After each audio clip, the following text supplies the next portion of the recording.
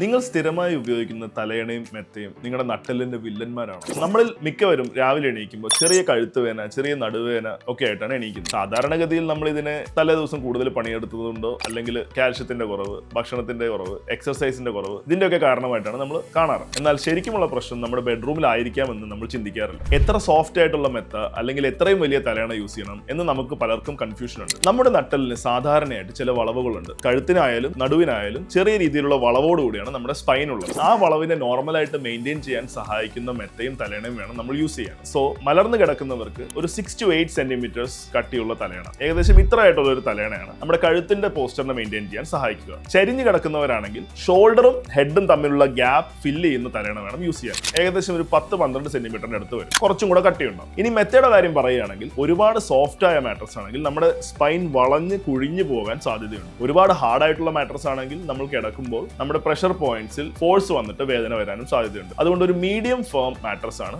എപ്പോഴും നല്ലത്. അങ്ങോട്ടും പാടില്ല, ഇങ്ങോട്ടും പാടില്ല. സോ ഇന്ന് തന്നെ നിങ്ങളുടെ ഉറക്ക രീതിയിൽ മാറ്റം വരുത്തൂ, നിങ്ങളുടെ നട്ടെല്ലിനെ സംരക്ഷിക്കും.